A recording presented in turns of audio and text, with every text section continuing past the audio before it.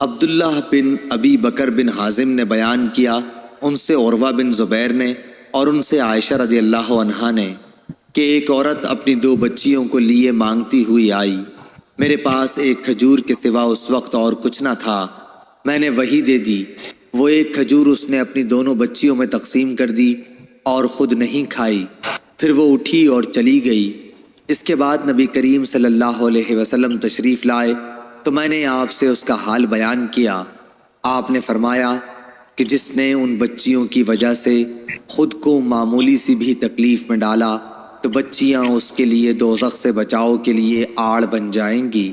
صحیح بخاری حدیث نمبر 1418۔ ابو زرع نے بیان کیا، کہا کہ ہم سے ابو ہریرہ رضی اللہ عنہ نے بیان کیا کہ ایک شخص نبی کریم صلی اللہ علیہ وسلم کی خدمت میں حاضر ہوا اور کہا کہ یا رسول اللہ، کس طرح کے صدقے میں سب سے زیادہ ثواب ہے؟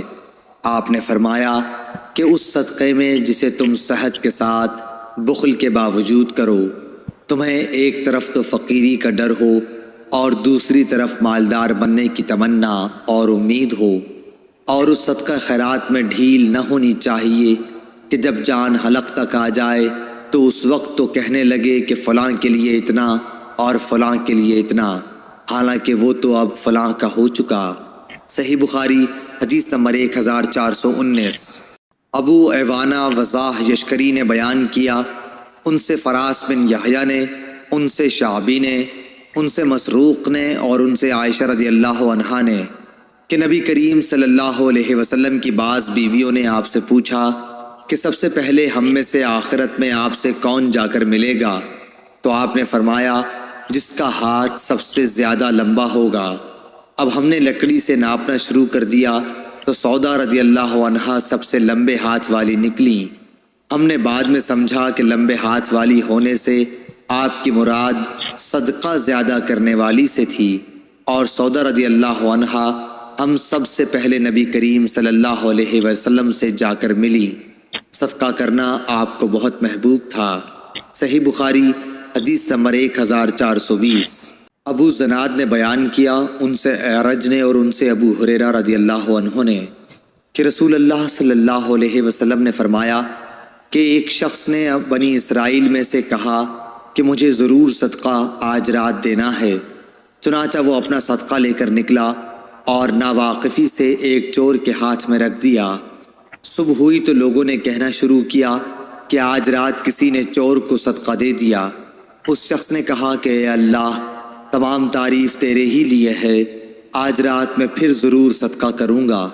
چنانچہ وہ دوبارہ صدقہ لے کر نکلا اور اس مرتبہ ایک فاحشہ کے ہاتھ میں دے آیا۔ جب صبح ہوئی تو پھر لوگوں میں چرچا ہوا کہ آج رات کسی نے فاحشہ عورت کو صدقہ دے دیا۔ اس شخص نے کہا اے اللہ، تمام تعریف تیرے ہی لیے ہے، میں زانیہ کو اپنا صدقہ دے آیا، اچھا آج رات پھر ضرور صدقہ نکالوں گا۔ چنانچہ اپنا صدقہ لیے ہوئے وہ پھر نکلا اور اس مرتبہ ایک مالدار کے ہاتھ پر رکھ دیا۔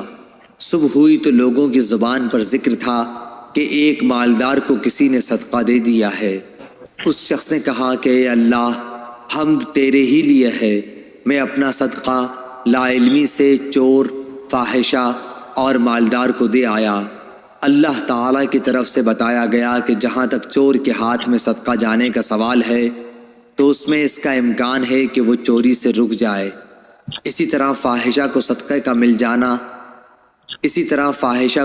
کا مال مل جانے پر اس کا امکان ہے کہ وہ زنا سے رک جائے، اور مالدار کے ہاتھ میں پڑ جانے کا یہ فائدہ ہے کہ اسے عبرت ہو، اور پھر جو اللہ عز و جل نے اسے دیا ہے وہ خرچ کرے۔ صحیح بخاری حدیث نمبر 1421۔